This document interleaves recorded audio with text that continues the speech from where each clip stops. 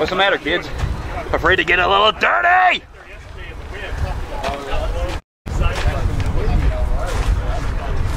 Oh, it was bad this morning.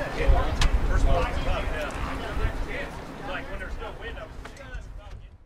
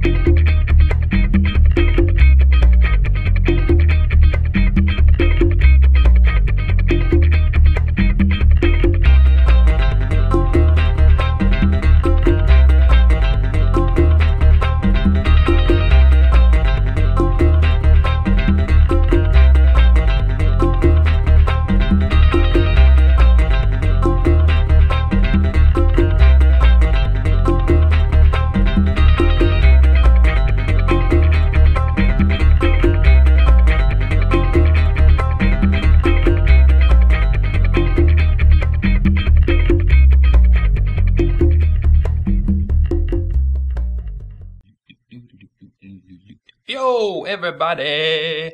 How you doing? It's your pal Dusty out here on the fabulous West Coast. 70 degrees today. Beautiful outside. Had to get outside today. It was awesome. In San Jose, California. And with me tonight is the fabulous Maryke Hendrikse. Are you there? I'm here. Yay! How you doing? Hi. I'm great. How are you? Awesome. What's it doing up there in Vancouver right now? It's actually, Canadians always talk about the weather, so I'm just going to stick to tradition. Mm-hmm. It is not raining, which for Vancouver in the winter is a big deal. So I was out today. I went for a walk today because I'm lazy when it's raining. So it's good. It's a good day. Good day. It was beautiful today. I actually took the time after cleaning the garage all day yesterday, getting a nice spot for it. I went up to my storage locker, got my race bike, and brought it back down to my garage. It's now living in the house again, which means I can go racing again. I'm so happy. Awesome. It's like Yay! Oh goodness. So lots to talk about. So we're gonna get straight into it. Excellent. I got my list right here. So let's go.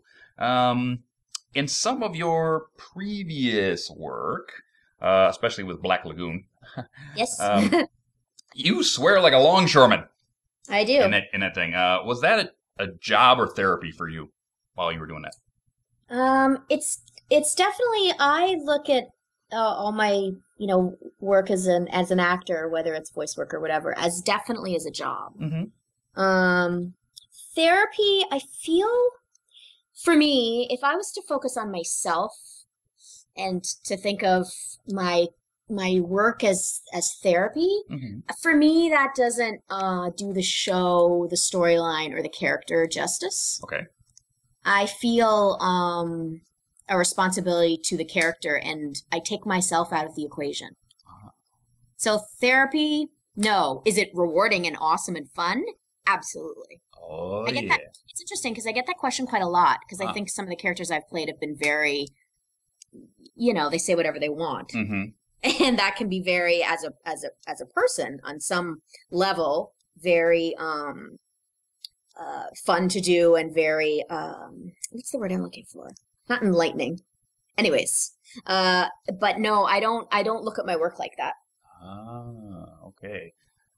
Just to let people in who don't know what this show is, right? Doesn't know Black Lagoon, the awesomeness that is Black Lagoon, the anime. We've done this touching tribute to Revy. So, Oh, yeah. So sit back and relax. We'll be back in just a little bit. okay, awesome.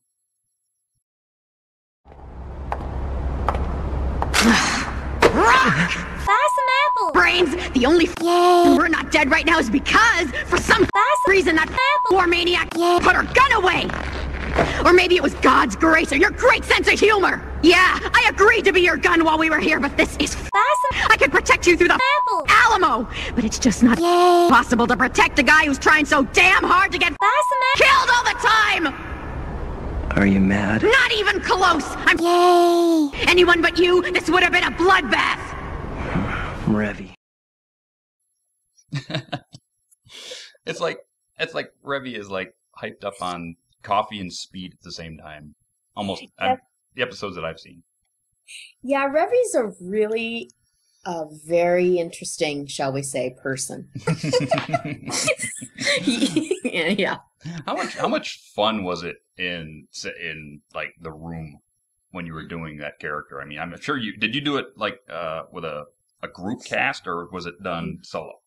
It's just solo. So it's just me. Yeah. It's just me, James Corgle, the director, and the different engineers, whichever one was in the session that day. Oh, wow. And it was so fun. It was ridiculous. It's just we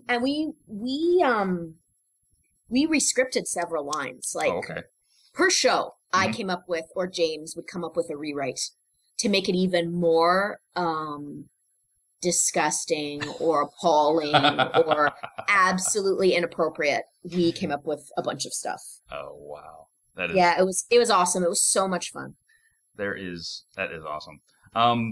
Is there I know you can't talk about a lot of things that you're doing, but you think there's more cursing like a Marine in your future? You know, some character like that foul-mouthed Fluttershy?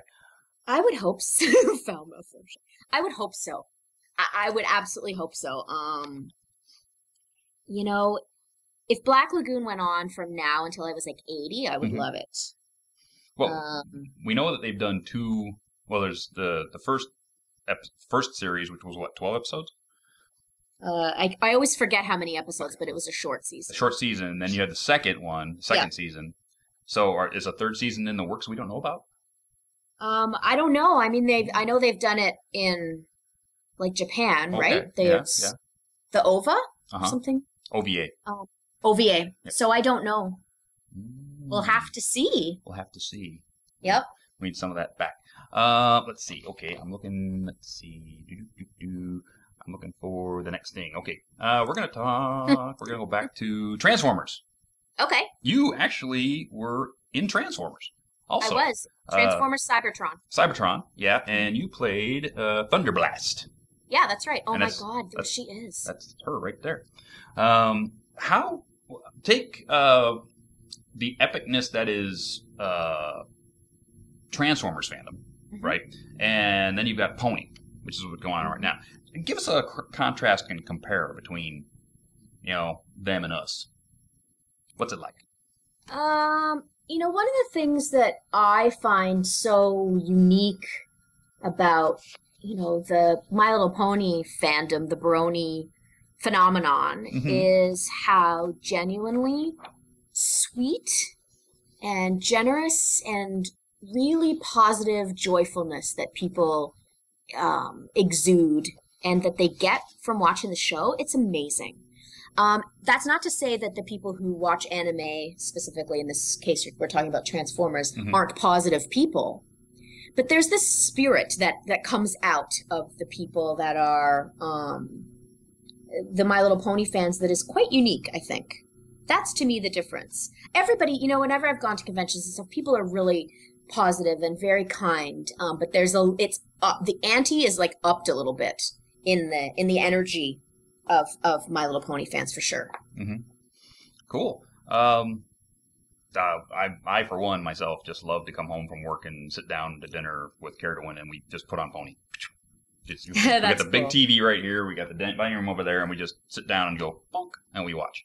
It doesn't matter how many times we've seen an episode; we'll just watch it again. You watch it again? That's good. Yeah, it's awesome. Okay, you've gone back and forth between shows for small children like Barbie and the G3 My Pony series, because you were in G3. I was. You were. And you did a character named Brightly. Yes. Correct? Let's get Brights up there so everybody knows what she looks like. I don't even remember. Here she comes. Let's see. She's coming up.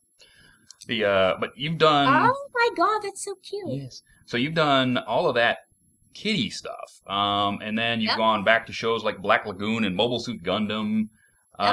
Career-wise, is it easy to work in both worlds? Does the adult work get in the way of the kiddie work or vice versa? No, I find it I find it easy to go back and forth.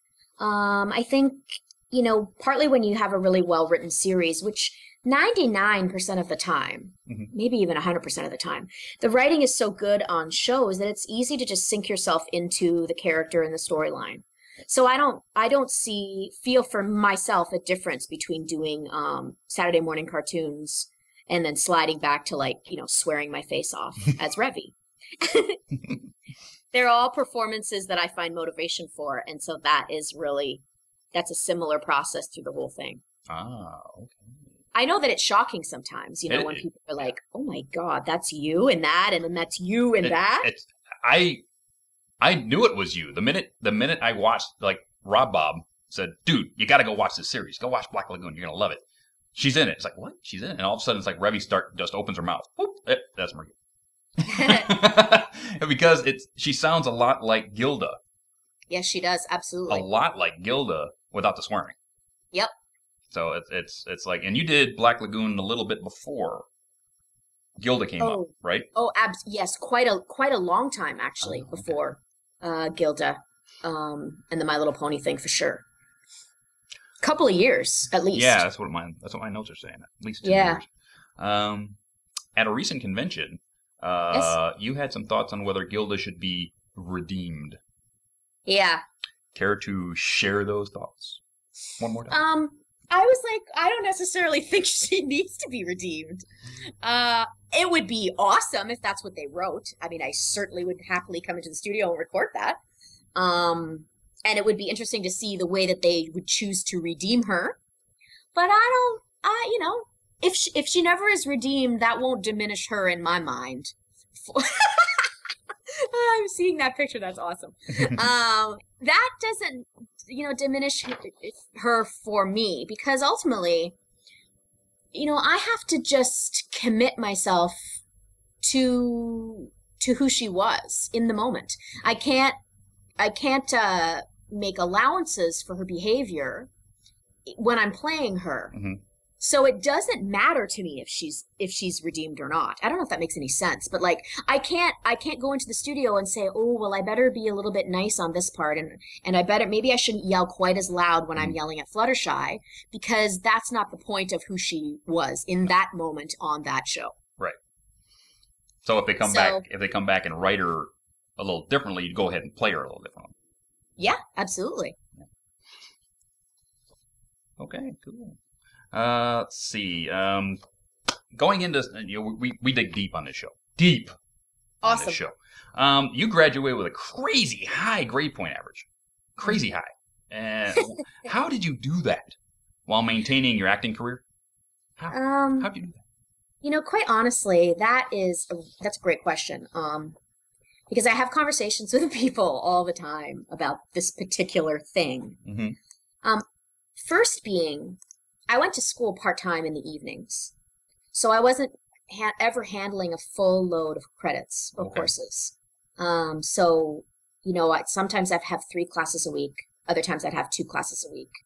There was one time when I had 1 class a week, but that didn't work for me. I preferred having at least 2 courses a semester. Mm-hmm. And the actual fact of the matter is that I went to school with people who had full-time jobs, 9 to 5, and families and little kids and all that other stuff. And the fact that they managed to go to school and graduate in that full-time work was astounding to me.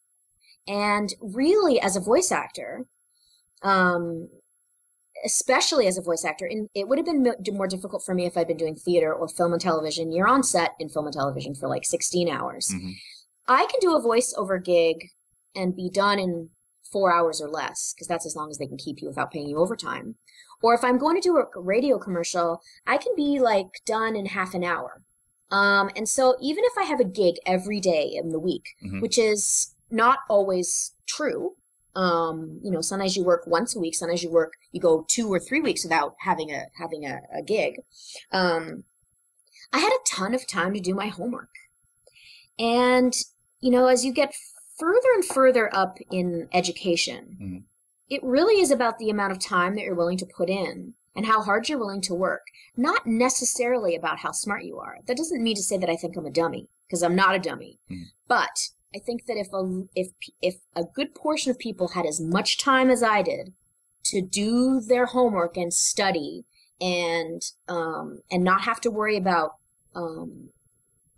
all these other commitments, a 9-to-5 job and blah blah blah blah blah, they'd be able to get that GPA too. So quite frankly, as much as it was pretty cool, I think I was very lucky to be to have the time that I did to spend on my schoolwork. That's a long answer. Sorry, Dusty. No, that's fine.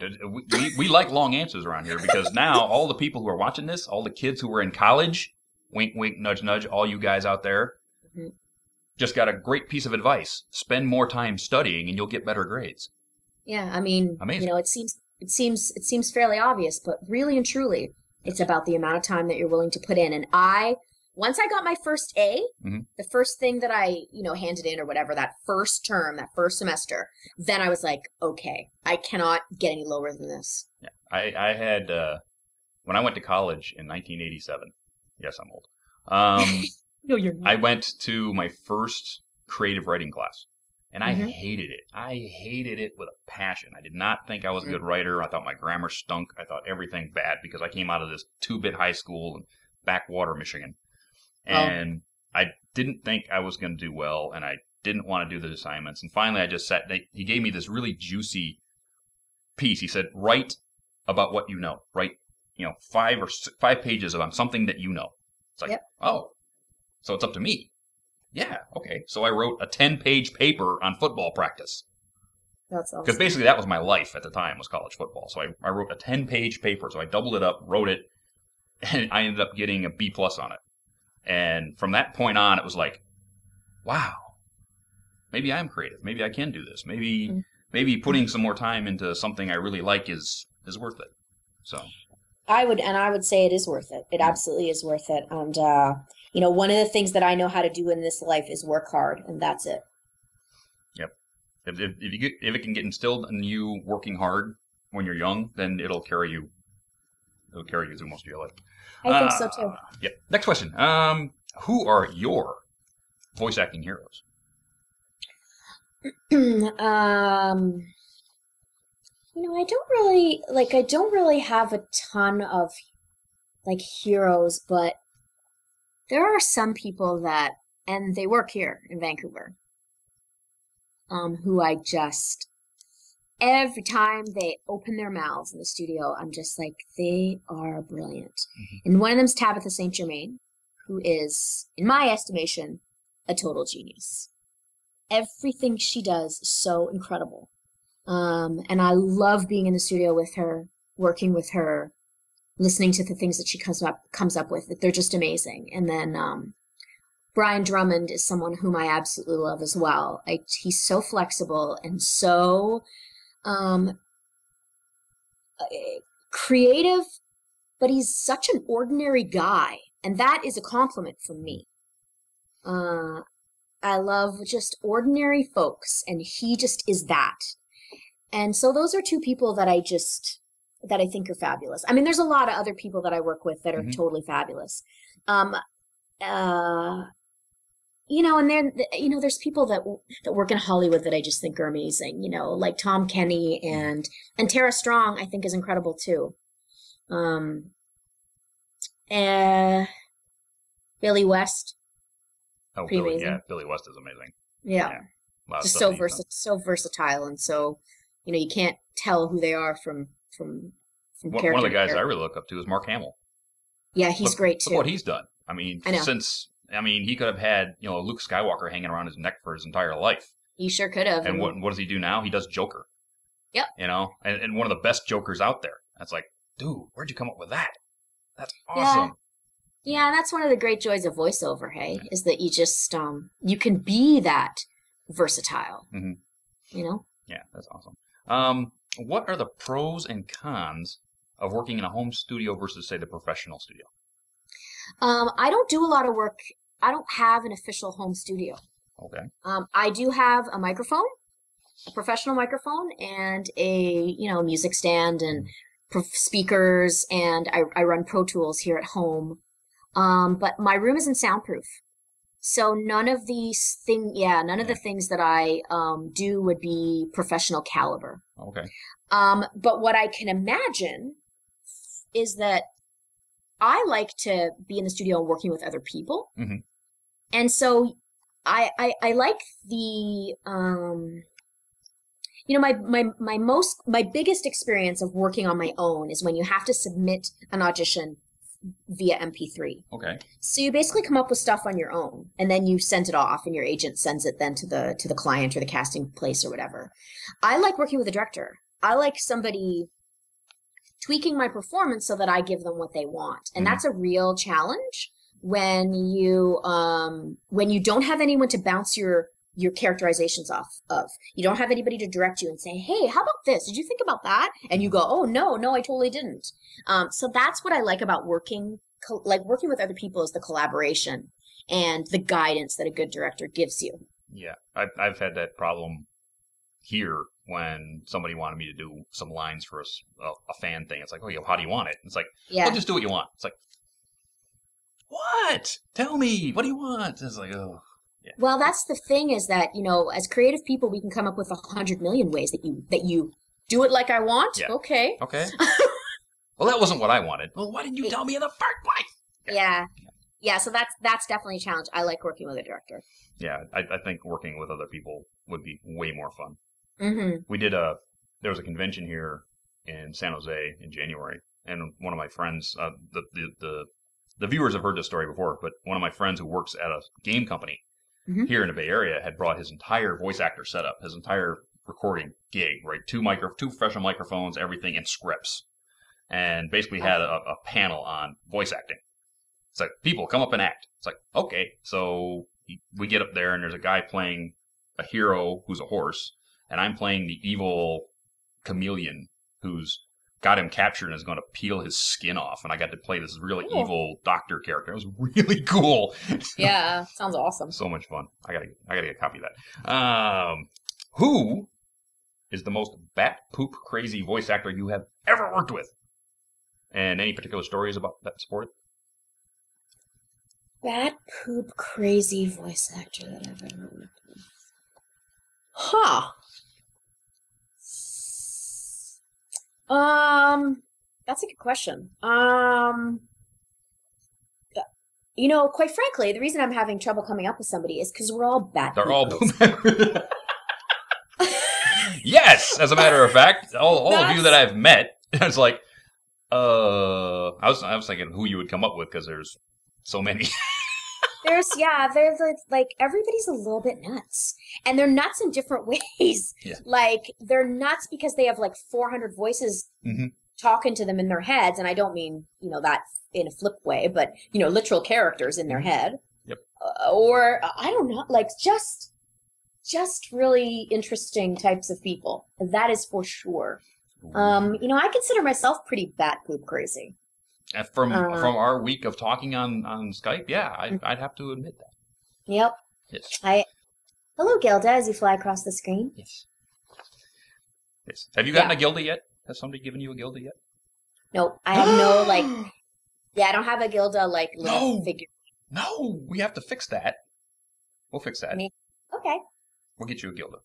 Okay. I was like, well, you've been to a convention, but you must have. Oh, my God. No, I don't. I've signed some of those. Okay, well, we have to fix that. We'll get you one. I know. Absolutely. Tell us a secret. Tell us a secret. Tell us a secret. Tell us something. Tell me. Well, I'll tell you a secret. I think I'm allowed to talk about it. Do it. But even if you're not, tell me. Let's just say I am. I'm working on it's a new show. Okay. But we don't have, it's not out, it's not in finished production yet. Mm-hmm. But it's Sabrina the Teenage Witch. Ooh. Yeah, that's kind of a bit of a secret. Watch, now I'm going to get killed. And first fired, then killed. Anyways, I play 2 characters on that show, and one of them is totally over the top. Okay. Like a complete brat. And the other one is a laid-back kind of girl. Kind of cool and laid back. And yeah. Anyway, shh, everybody, don't say anything. Shh. Well, you did play You did play on the Bratz TV series, so that should be just falling right into this for you. I did, although, you know, my character on Bratz was very, like, actually, she wasn't bratty. She was more like the other character that I'm playing on, Sabrina the Teenage Witch. Okay. She was totally, like, very kind of hippie-ish, Yasmin. She's very kind of hippie-ish and, like, you know, liked animals and was a vegetarian and talked about the environment a lot. So the show itself was not very close in any way to what you would imagine the show to be like. It was actually really kind of, the girls worked together, they fought against common enemies, and everything all worked out in the end because they were friends and they helped each other and they sorted out their differences and cooperated. So it was much more, what's the word I'm looking for? It was much more normal than you would imagine. There was hardly any shopping. There was hardly any boys. There was there was no talk about makeup. Weird. It was totally unexpected to me when I started doing the project, going, oh, this is actually really quite, like, ordinary, nice material. Nothing like that nothing strange or nothing like, oh God, what am I doing? It was really, I enjoyed that. Anyways, so Yasmin was not as bratty as the title of the show would. Cool. We are up against commercials. So what I'm going to do is, one, I'm going to bring us up to date on Lee Tokar's Manly Challenge. Awesome. So, so everybody knows, last week Lee Tokar sent you guys out to give $5 for the Foundation for Fighting Blindness, Toronto. And you guys have done awesome. Awesome. We're running this one for 2 weeks. So next week is when we're going to have the finals of the final giveaway for that. But just to update you, we have, as a group collectively, raised $855 so far. Yay! Heck yeah. And that's amazing. The people at the foundation are, like, just really happy with you guys. I mean, they just gushed all over us. They should in email gush. Today. They should gush. Like gushers. Yes. Like gushers. Like gushers. That's another show. Yes. So that is the update on Lee, and next week is when we're going to give away the prizes for the Lee thing, okay? And I want to show off because we've broken the $500. This is now up, which is the necklace made by Chaotic Brony of Spike licking his chops for a nice Gorgeous. ruby. Okay, so that's going to be. That's gorgeous. Going to the winner, along with Fluttershy. So. Beautiful. Yes, so that one is next week, which will also be the one for Maryke's, which we will find out right after the commercial break. So, don't go nowhere. We'll be right back.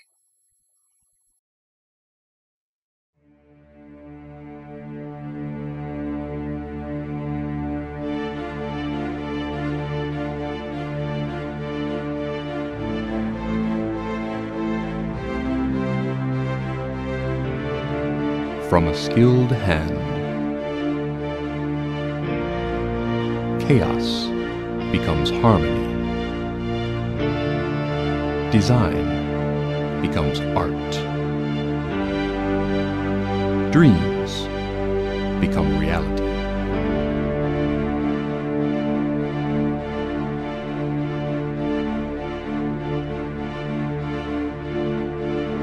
Jewelry by Chaotic Brony.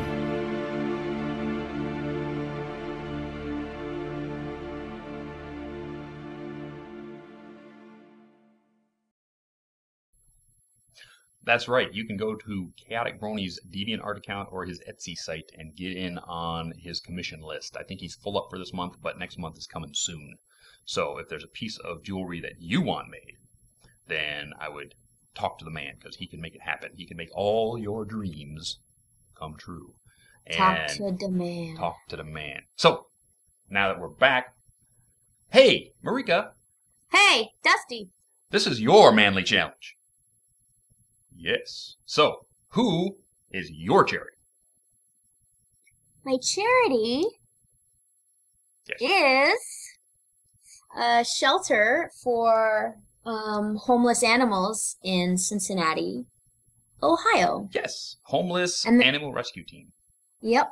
And it's heart. Is there, what is it called when you do like letters that spell out a word? You know what I mean? Oh God, I sound like a moron. So much for that high GPA. Heart. HART. Homeless Animal Rescue Team. I don't know what that's called. Go. It's like an anachronism or a Anachronism. something. Yes. Is that right? Yes. Oh, yay. Points for me. Yes. And the reason I chose this is, several reasons. One, the reason I chose the charity in Cincinnati is because that's where I'm going to be doing my next, I'm going to the next con that I will be going to. Blah, blah, blah, blah. That's really awkwardly said. Is in Cincinnati. And so I thought it would be meaningful to help support a charity in a place that I'm going to visit. Yes. And meet the community. Some of the community anyways. And, the other reason is animal shelter things, animal stuff is really close to my heart. My cat is a shelter cat. Mm-hmm. She's actually, I have to wear my headphones when I'm on Skype because she freaks out. Oh. Anyways, so my headphones are on right now. My cat's a shelter cat, and I think that it's a really important thing to support is the care of things that cannot take care of themselves. Yes. On some level. We have a shelter dog ourselves, Pearl, who Pearl, yes, who basically was abused as a puppy and ran away and lived on the street for about 2 years. She was captured, taken care of, and put in our hands. And you can tell she's a bit of a beta. She will come up to you and lick your elbow when she wants to, but she does love you, and you can see it in her mannerisms. But she's a very lovely dog. So very close to our heart around here too. So yeah. Not only people will care to win, who through the graciousness of his heart give 1 for 5. So $1 for every 5 that you give, up to $100 out of his pocket. But awesome. What are you doing, Maryke? I'm going to do the same. Woohoo! Yeah. So 1 for 5. 1 for 5, up to $100. Yep. So you guys get the $500. You get an extra 2 on top of that. Yep. So we need to go there. And the giveaway for Maryke will be Funko Doctor Who's will be the prize. And then if we get to awesome. yes, and if we get to $500, this is the good stuff. You're gonna get one of these. What is this, might you say? This is the Pixel Kitties art that was made for Maryke for the infamous Las Pegasus Unicon, which was only available at Las Pegasus Unicon. And I'm sure she's not going to be signing them elsewhere because it says Las Pegasus Unicon on it. Or she might because she has a stack of them left. But well, I might, but yes, you're right. Yes. So appropriately, that was just for Vegas. Yes. So you will get this also. So not many people got one of these. I got one. Love it. Yeah. So that is the prizes for Maryke's. So you can go to www.manliestbrony.com right now. Don't go right now. You could, but don't. Show ain't over. But when the show's over, you can go there and click on the link, give $5. Remember, if you haven't registered on manliestbrony.com, you have to do that first. Then you have to register at firstgiving.com with the same name so we know it's you, so you can be put in a raffle. Okay? And all the instructions are on manliestbrony.com. And that is new business. Now we have something else going on manliestbrony.com called the Manly Advice Channel. And we finally got somebody who sent in a question. So, this is from Iron Colt. Iron Colt says, "Hi, I'm 16 years old and currently a sophomore in high school. I became a brony and started my YouTube account accordingly probably 2 to 3 weeks ago. I've been having trouble going back and forth between with the fandom and being around others at school. So I just want it to stop. So what's the best way to reveal that I'm a brony, but not be looked down upon or be shamed by my friends?" So that's an interesting question. How about, Maryke, how about you take a shot?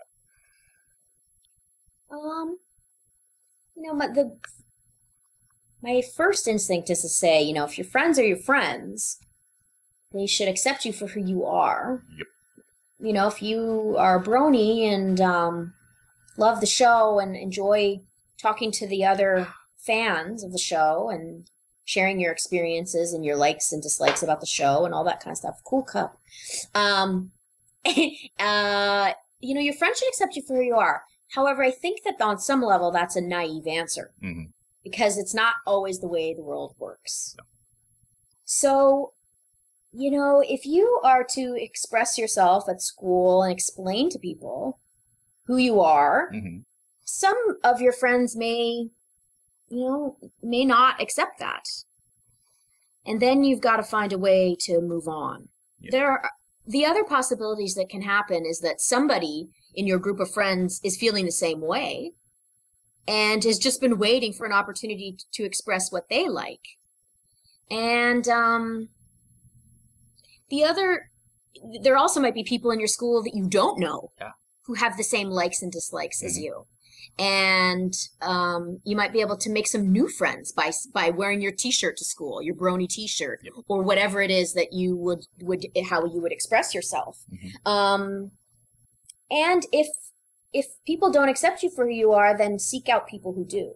Get the support of friends that you've met online and at conventions if you've been able to go to conventions, and talk with those people and find out their experiences and I'd stuff like have that. to say the same thing. I came up with if your friends look down upon you for watching a TV show, are there really people you want in your life? Yep. I mean, really, humans are fickle creatures. They really are. I mean, some will look down upon you for eating Twinkies instead of Ho-Hos. Yep. I mean, really, it's like, I like Twinkies, not Ho-Hos. I like vanilla, not chocolate, whatever. But, I mean, if they hold that as everything that you are as a human being, then they don't have an open mind. And they can't make you a richer person inside because they don't have the ability to bring other things into themselves and become better for it. The way you're trying to do. So if you want to, wear a T-shirt, it's sort of like, Brony as a fan and Brony as a thing is sort of like popular culture now. I was just going to say that. So wearing a T-shirt at school probably won't be looked down upon. Or starting a fan club at your school. Starting a fan club, won't be looked down upon. Because once a month or whatever. Yeah, it's a new thing, right? It's the new pop culture thing to do. I mean, look at Hot Topic. But, if you wear a T-shirt to school, you're going to find a lot of people go, hey, you actually watch the show? I'd like to hang with you because let's talk about the show. Now, you'll find new friends and probably just from wearing the T-shirt. I totally agree with you. And if you feel like you can talk to a teacher or the principal or the vice principal or the guidance counselor or whatever it is, the school youth worker or whatever it is, and see if you can start like a club, like a meeting club. There's chess clubs. There's the football team. Yeah. Why can't there be a Brony club? There's anime clubs at a lot of high schools now. What's the difference? You're right. And if there is an anime club, maybe they'll give you your own meeting, a subsection. Yep. Check and see if there's an anime club in your school. Things like that. Yeah. So I think that rounds that up. Good job. I think. Thanks. You too. Yes. We're gonna make it a better world. Yeah, I hope so. So and you know what? It's a big reality check of who your friends really are. It is a big reality check. It's a big reality check because high school can have a lot of false friends. So. Yep. So sometimes if they don't want to hang out with you just because you watch a TV show, time to move on. So with that, we're into Screwball. Where are you? Screwy. Oh, sorry, I was trying to find the unmute button. The unmute button. Unmute. Unmute. It's not like the woot button. The woot button gets you things sent to your house. You don't want the woot button. Especially because he totally installed a mute button. Especially if it's bad woots. And I had to find it. It's not like you hit the button and 5 robot vacuum cleaners show up at your house. Like, oh my! Stay away from the woot button. New Screwball picture. Check that out. I see your picture. New Screwball picture. That's awesome. None otherwise Sketchy Wolf 13. Yeah, I love that picture. It's so Thinkified. Awesome. It's called Rat Think. It's a type of art style. Yep. And everyone was agreeing on his DeviantArt that was probably the best one that he's done. And I'm like, oh, I'm so glad he put so much effort into it. Well done. It's amazing. So much creativity. Yeah. Blows my mind. It is cool. So, Screwy, that's what do we got cool. for questions? Well, just a heads up. There has been some IRC problems, and I know A-Track and One Trick and the guys have been trying to figure it out. There were some DDoS issues and over the weekend and that sort of thing. So, sorry to all you that couldn't get your questions out. I know there's still a bunch that did manage to get in, but I know there has been issues in the past, and we just like to all say sorry, and hopefully that doesn't stop you from coming. So, Sorry. yeah. Sorry. Hey, I'm not gonna say anything. I'm just gonna continue.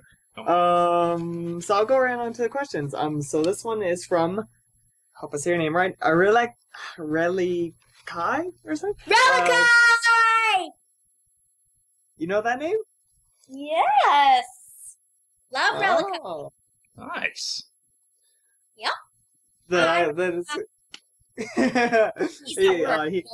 He's at work. Yeah, he posted this to me like, oh boy, like 5 hours ago. He's like, I have to get this in. So the question is, whether it's dub, prelay, film, or theater, what do you think makes an effective director? Ha, that's awesome. Great question.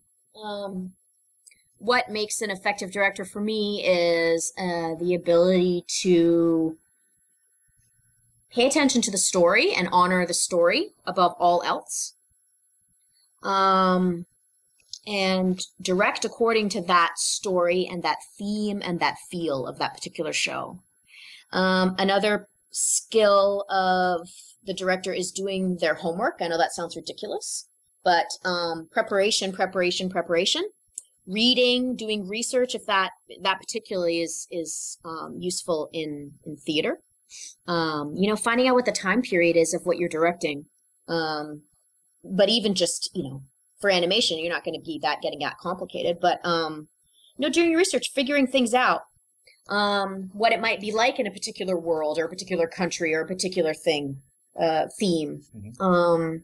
The other thing is a huge skill for a director is being able to communicate with each individual actor. Because each individual person thinks and expresses themselves differently and understands things differently. And a director has to be able to bridge those gaps from actor to actor to actor to actor. And that's complicated. That's understanding, personalities, understanding some level of psychology. So that's a huge skill to have. And, for artists in general, I think, being passionate, coming to work and loving what you do, being mindful of your audience, and being respectful of your audience is something that a director really needs to know how to do. They need to be passionate, and they have to inspire the people in the cast to be passionate as well, if they're not already feeling passionate about it. In other words, they need to be a football coach. You know what? It's the same type of thing. It is the same type of thing. Sports, everybody's different. And so you got to find a way as the leader to speak to each individual with the game plan in mind. Good question. Great question. Thanks, Relikai. That was the very first one that came in. So this one. Remember how you said earlier that you never really got any any presents from people about Gilda? Gilda swag. Yeah, I don't have like a little figurine. I have a couple of cool things that I received, including the Chaotic Brony pendant that's gorgeous. But this is gonna be here's a good one. We have this really awesome friend of ours, Firemain. And he makes... Oh. No, sorry. Turning it off. Okay, going. Sorry. They're trying to stop you from getting swag. What is this? It's a telemarketer, too. I could see by the number. Oh, no. No. They're Darn on to you, us. telemarketers. Darn you, telemarketers. They're gone now. Good. I answered it and then hung up. Anyway, sorry. So Firemain, one of our very good friends, he makes these amazing wood carvings. of your character, and he was wondering if you would like one. He'll be at Cutie Mark Con, so he can will? definitely... Yes, he will. Yeah. I would love that. And I don't want him to do it for free, though. Oh, he always does it for free for all you VAs. For he just loves you guys. VAs get presents, but he does do them. He does charge commission for people who would like to have them. He does some awesome work. I would. But for the VAs get presents. Aw, well, that's spoiledy for me. I would love it. I would love it, and I would be honored. That's one more thing to look forward to about Cutie Mark. Yes. Hey, well, here's another one, because my another one of my friends, Buttons. Buttons! You know Buttons. He is a truly generous man, and he's helped out so much to people inside the fandom, inside the show itself. And he was wondering if maybe he could possibly buy you a Gilda plushie at Cutie Mark Con. You guys are way too. If you could see like the picture that I have my like head in my hands because it's so nice. All this is way too generous and lovely, and I don't want people to be like bankrupting themselves. You know what I mean? Mm-hmm. If Buttons would like to do that, I would love it. But I also don't want Buttons to put himself out, and I don't want anybody to put themselves out financially, if that makes sense. Not to sound ungrateful. Not to something. No, that's fine. Does that make sense? That makes sense. Makes awesome sense. Makes sense. Yes. I would love it though. Thank you, Buttons. Here's a tough one. This is from Dark Aura. This is like what if moments. Oh God. If you weren't voice acting, what would you be doing? Huh. Is there any other hobbies you've ever thought of that you might have chosen or something like that? So this is like Magic Land where I could do whatever I wanted, or is this real? Do that. Let's do two. Let's do two things. Yes. Let's do like real world. Okay. What would I be doing if I wasn't acting? Oh my God. Probably working with children and youth. Actually, Dusty, that's what my diploma is in. That's my college. That was what I did for college. It's what I did because it was my, I just wanted to do that for my own interest. So that's what my diploma is in, is child and youth care. So I'd probably be working with children and youth more than children. Like little kids, not so much for me, but probably teenagers or something like that. But if it was like, I have one, I was going to say to you, I have one of those, but mine's not signed. Well, I'm sure you can fix that. What a moron. Obviously, if I wasn't acting, I'd be a brain surgeon because I'm so smart. Yeah. So if I could snap my fingers and do anything, I'd be a guy and I'd be a professional athlete. I could see you. You know what? You don't even have to be a guy. You could be a professional athlete. You know what you would be? You would be a professional wrestler. I can see it because oh my God. The Heart Dungeon is up there in the Vancouver area. What's that? That's the Heart Dungeon is basically where Jim the Anvil Neidhart and all these guys who were professional wrestlers in the WWF and WWE came out of, right? Are you talking like Bret the Hitman Hart? Yes, Bret Hart, the Hart family, the Hart Foundation. Yes. I never knew that. Yes. Huh. So all that, the Calgary Stampede, that's basically where they came out of, that area. Dang. So I can see you holding up the WWE Women's Championship belt. I think that's awesome. Yep. Okay, well, I could do that. I could also play basketball. I'd love to play basketball. I would also do hip hop. I'd be an MC. I'd be like in a, whatever. Anyways, so there's my ridiculous answer to your question. There you go.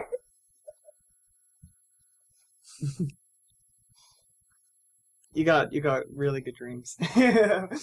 Oh, it's ridiculous. So this is from Weapon Tolerate.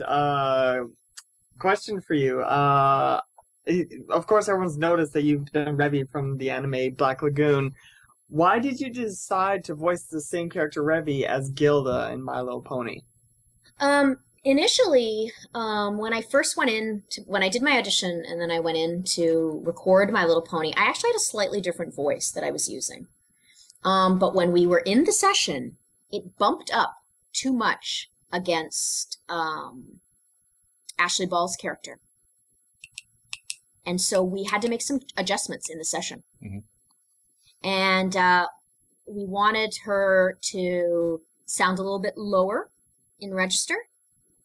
And so Revy is sort of, I mean, there's some differences, obviously. The swearing is a big one. But that kind of like, you know, very abrupt kind of way of speaking is what we kind of came up with. So that we didn't want to get into the Rainbow Dash area. So I had to make sure that I dropped it down, and that's just happened to be where I sort of dropped it down to. It was unintentional, although I knew that there was a possibility that was going to happen. Mm-hmm. Cool. There's been a lot of dubs and stuff that I've seen that people actually take Gilda talking and just flip out the voices for her just cussing and swearing as Revy. That's awesome. I think it's called Gilda Revied or something like that. There was one video that was something like that. Oh, okay, cool. I can't remember what it's called, but it was a blast. And I never knew anything about it. I actually thought, wow, how did they get that voice to sound so perfect? I did not even know what's going on. Yep, it's the same voice actor. Yay! Yeah, and in terms of a low range, I don't have a ton of low range, so there's not a lot that I have to play with down in that range, which is why those characters sound fairly similar. I have a lot of range up high. Mm-hmm. Well, not a lot, but more range up high. So this one is from Kalo. Question for Maryke. If Gilda ever returns to the show, where do you see her character going? I don't know, Dusty. We talked about this a little bit, whether she could be redeemed or not. Oh, my stupid phone. Sorry. It's all right. Not a problem. Can you guys hear that still? A little bit, but don't worry about it. Not too much? Okay, I turned it off in this room. Anyways, where do I think she would go? I mean, who knows? Maybe she could come back and because Rainbow Dash and her met at that group that they were in together, yep. Right? Junior Speedsters. Yeah, and so who knows? Maybe she could come back and she could be still kind of mean and still kind of not the friendliest of folks, mm-hmm. but maybe she could actually come back and do like a little group with some of the young girls, the young ponies. Mm-hmm. Maybe that would be a kind of a cool storyline. I had this idea that I've put to a couple people that Gilda goes back to Cloudsdale and falls in with the wrong crowd. She falls in with a Griffin Street gang in Cloudsdale. And then she comes back to Ponyville and gets redeemed by Fluttershy. Yeah, like Fluttershy rescues her. Fluttershy rescues her from the streets of the mean streets of Cloudsdale. See, that would be an interesting redemption story. Yeah. Because it wouldn't be that she suddenly changed her personality completely. Yeah. I love that storyline, Dusty. Thank you. That'd be nice. It needs to be wrote. Yeah, somebody write it. Fan fiction writers, get on that. I gave you the whole setup. There you go. Yep. It's a good setup. I like that a lot. I'd be down with that. Oh, so this one is from our editor, Cowboy Dave. Cowboy Dave. Oh, cool. First off, it was a pleasure interviewing you with the Equestria Choir crew at Unicon. You guys Second, I have to say, yeah, it was an awesome interview. But second, I have to say, Revy, great character or greatest character? Revy, for me, is my favorite character that I've ever played besides Susan Test. So in my opinion, she's the greatest character I've ever played. And that's across genres. Mm-hmm. I have a close, as I said, I really like playing Susan Test, and I did this theater, this play years ago in the character. I absolutely adored her. So that would be another one of my sort of top. There's Susan. But yeah, my best character for sure. Is she the best woman in anime? Maybe. That goes back a long ways. It does go back a long way. Goes back to the late 70s. A lot of women in anime. Yeah. So I would say, probably not. But for some people, sure. And for me, sure. For me as a performer, definitely. Awesome. So this one is from Saber Spark. For you, Maryke. Okay. Will you marry me? Oh my lord. I just Saber Spark! I'm already married. Yes. Get off my show. But seriously, He has his own show. He has his own show on this network called Brony Breakdown. He loves to jump into my shows. He loves to jump into when I'm moderating a panel. Come up with something. I'm gonna get you, Saber Spark. I'm gonna get you. I'm gonna get you. Trust me. And question, really, but seriously, what was it like voicing Revy for the first time? True story. James and I came up with a character for Revy for the first 5 episodes and a particular voice that we decided to use. And when it was submitted to the clients, we had to go back and re-record all first 5 episodes. Because the choice that we'd made was not the choice that they wanted. And so we had to go back and redo it. True story. True story. Yep. So in the beginning, I thought I was having a great time. It was awesome.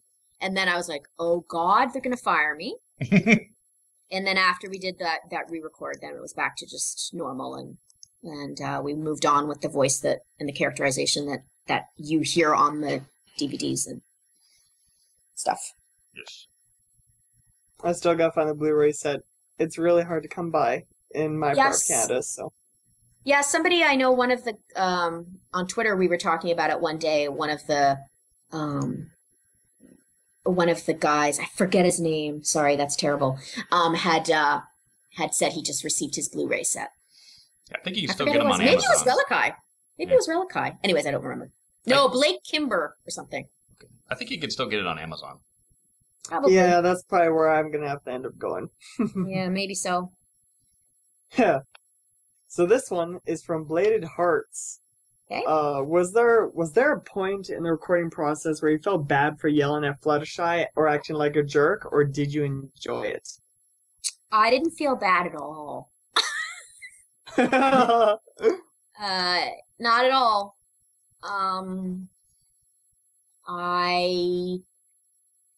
You have to, it really is like make-believe world.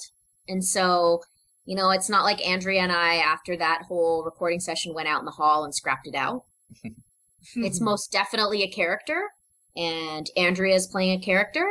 So no, I didn't feel bad. I thought it was like, it was just part of what I needed to do to play the character. So I know that sounds horrible, like I have no conscience whatsoever, but no, I didn't feel bad. That kind of leads me to a question, is do you ever have any connection with any of your characters that you've ever done to a point where it's like, hey, she's almost like me or something like that? Yeah, definitely. I find ways to connect to everybody I play. And ultimately, I suppose a little bit of me does sneak in there, as much as I don't try and do that. So I feel connected to a really big portion of the characters that I play, especially when I play them more than once. When I play them for several, like a season or 2, or on a bunch of DVDs, and I definitely feel connected to them and feel very affectionate towards them. That's for sure. Like a big psycho.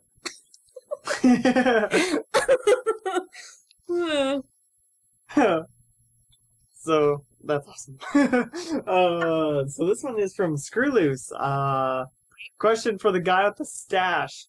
Been meaning to ask, who is that in the pastel poster behind you? Those back there? That is Hey Ocean. That is one of the Daves. So it's Dave and Ashley and the other Dave. And it's a signed poster when they were here performing in the house about a month ago. So we had that poster made and hung on the wall so that when they showed up, they felt welcome, and they signed it for us, and it hangs on the wall. That is so cool. I've been looking at that the whole time and had no idea. Yep. Awesome. So we had Ashley right here at our house. Nice. Yes, it was fun. Oh, so this is for you, Maryke. Well, first is, do you have an original character? I'm not sure I understand the question. Okay, explanation. An OC, or original character, is basically your own personal pony, griffin, minotaur, whatever, right, within the MLP universe. So if you, personally, had your own personal character that you would create, what would it be? Oh my lord. Yeah. If you were to even think of one right now, I'm sure the art community would build it for you right then and there. Yeah. My OC is named Overhaul, and he's a tan earth pony with a nice wavy black and gray mane with an orange and black tail, and his cutie mark is cross pistons because I'm a mechanic. So that's my OC. Okay. So mine would be, it'll be a pony with, I liked when Bright Sprightly was a unicorn, so I kind of liked that. So I'm going to be a unicorn, but I want to be a dark colored. And my cutie mark would be the Toronto Blue Jays logo. There you go. She would always be wearing headphones with a Raptors hat on. So basketball fan, oh, you're baseball all about fan. Toronto. You're all about Toronto. Oh yeah, dang. That's where I'm from. That's where I grew up. And as a sports nut. You know what? Put her in a Maple Leafs jersey. I'm not as big of a hockey fan as I am everything else, which for a Canadian sports fan is unheard of.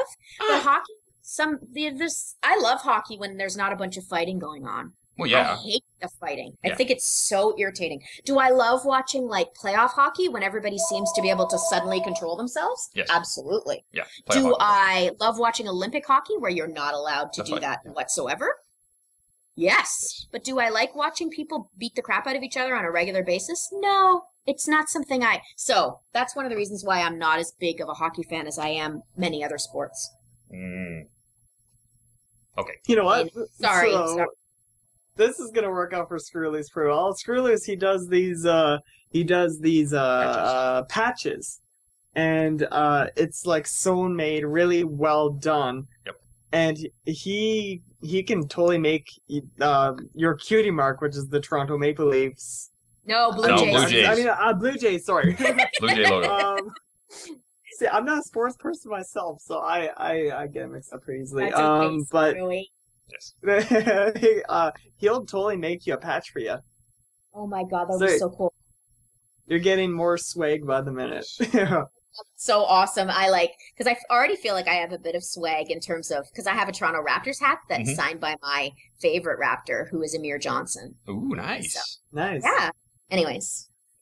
Cool. Next. So this one's from Rasbro. Not Hasbro, Rasbro. Hi, Rasbro. So this one's for everyone. What is your favorite kinds of cider? Ooh, Angry Orchard, crisp. That's the flavor of the night right now. I can't drink alcohol. I have an allergy. That stinks. I don't drink alcohol Well, myself. how about take alcohol out of it. Do you have a favorite apple cider? Or I juice? love apple cider. Apple juice. But cold apple cider, yes. Not warm apple cider. Cold apple cider, straight from the farm.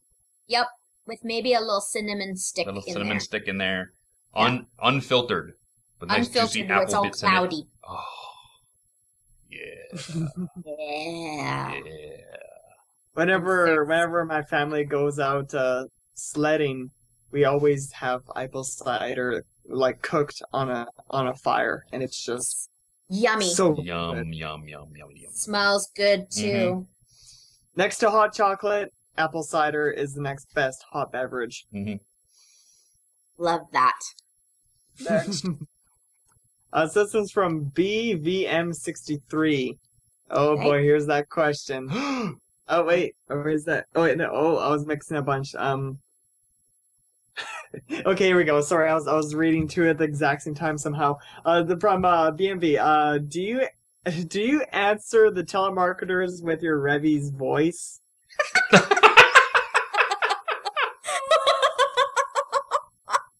my god! That would be so amazing. Awesome. That would be amazing. Record it. So amazing. So amazing. So amazing. No, I don't. But there's been the that's such a great question. There has been the odd time where I picked up the phone by accident and it's been a telemarketer. Mm-hmm. So what do? Is I put on my 7-year-old girl voice. And I pretend that my mommy and daddy aren't home and all this stuff. Let's hear it. Let's hear your voice. Let's hear it. Okay, so pick up the phone and I say, hello? And then the person says, hello, can I speak to Miss Hendrikse? And I say, I'm sorry, my mommy is not here right now. And then they say, oh, sweetie, okay, well, and I say, but can I take a message for you? And I'll tell her. So that's usually the end of that telemarketing call. That's awesome. I could just see Revy in that scene that I played, though. It's like, you don't call my phone anymore, bleep that, yay! Don't you... Oh, it's totally. I actually don't think I could do Revy, her voice. Like when people have asked me at cons a couple times to say something in Revy's voice, I'm like, I can't. Because I can't talk like Revy without swearing. Right. She swears every other word. She does, and it's not appropriate to do that at a convention, obviously, when you've got little kids in the audience and just anybody. It's not respectful. Anyway, so great question. I love that question. I'm going to try it maybe sometime. Record it. So this one is from Rob Bob. Robbie Bobby. Yay, Rob Bob!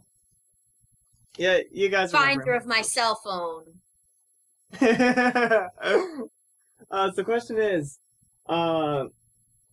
if you can talk about if Ocean will be dubbing Black Lagoon Roberta's Blood Trail. Yeah, I'm not sure. So. Not too sure? Yeah, I don't know. Sorry, guys. You know, they would ask me that all the time. They would if the others sold more. Well, if there was money in it. We shall see. Everybody out there, go buy a copy of the ones that are out there already. That's just the thing, is that my friend Ramble, he never actually got a chance to give me a birthday present from a while back. So he said that he just ordered me Black Lagoon Season 1 and 2 Blu-ray from Amazon for me. Nice. Aw, that's so awesome. Yay. Now I get to listen to Revy's voice and turn into a cussing psychopath. She's a bit of a cussing psychopath. You're already a psychopath, Screwy. Yeah, I'm perfect. Next. 1 second. I have to gain back my roots. Okay, I'm saving that one for last. Okay, awesome. There's one that's really good. Oh, here we go. This is from Sonny Starbright. Question is, what would you consider your greatest achievement so far as a voice actor? I mean, my first answer is making a living. Making a living out as an actor is an awesome accomplishment. Yeah, that's big for me. It's a huge thing for me. I've been really lucky in my career and have not made a living every year, but it's only been about 5 years out of almost 25 that I have not made a living as an actor. So that's pretty cool for me. So that's my first success kind of for myself, meeting a goal as an actor. And then I think increasing my range has been, over the last couple of years, I've tried to, do work on increasing my range. And I think I'm getting a little bit, my range is getting a bit broader. So I'm fairly, I feel good about that. And we'll see how much I get to use it in the future. And then in terms of characters, I know I sound like a broken record, but Revy. I really like it. And one of the things that I was very proud about was that I've seen many, many, many reviews that say that the English dub was as good and in some cases better than the original. And I think that that's huge. And that's not just... That's huge. It's massive. It's massive, and that's not, of course, not due to me solely. I mean, I did my best, but I always do my best. But the whole cast and the direction and the writing, the translation, and then the English writing was just amazing. So that's a big thing for me. So this one's from Ajax. It's more of a comment, but tell Dusty he is awesome. Aw, that's cool. Maybe it's a command to me. Dusty, you're awesome. Oh, thanks, Maryke. You're welcome. Thank you. Dusty, you're awesome. I try my best. Screwy, I'm you're just this awesome guy. too. Yeah, Screwy's awesome too. Aw, thank you. That makes me blush. I do my best. I'm just this guy.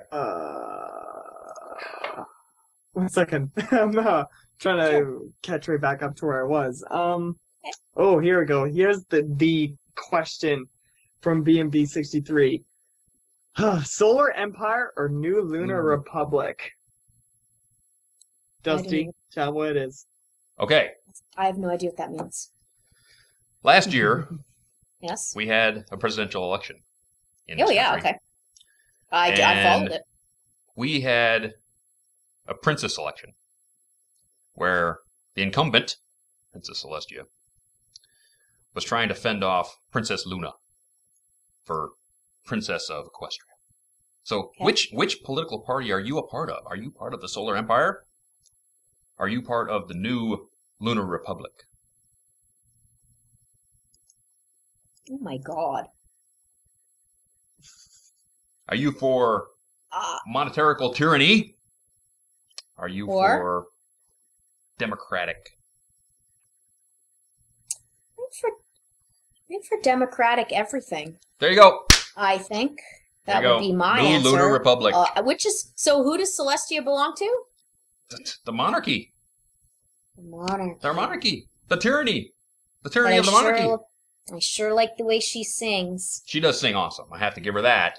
Yeah. But you know what? I cannot justify what she did with the peace treaty with Saudi Arabia. I just can't do it.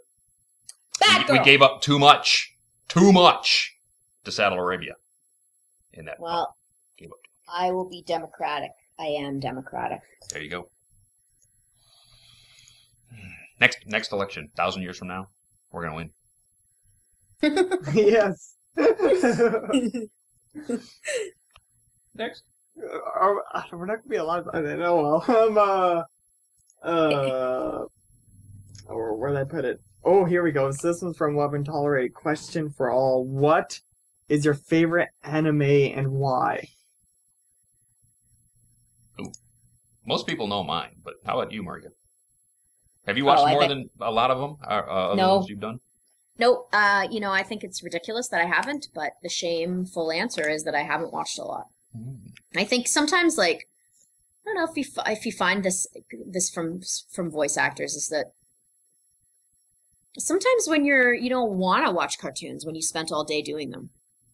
Well, it's like being a motorcycle mechanic myself. My bikes are always in disrepair because I don't want to come home from selling parts all day and then look at my motorcycles because somebody made me angry at work, and it just reminds me of that person who basically made me angry. Totally. I know I've got to do something on my race bike because I'm going racing next weekend, but it's like, I'll get to it. I'll get to it sometime. And then the night before I leave, it's like, yeah, it's like a big panic. Yep. No, I agree. I feel the same way. So I don't watch a lot, but I have to say that one of my favorite things that I have watched was The Girl Who Leapt Through Time.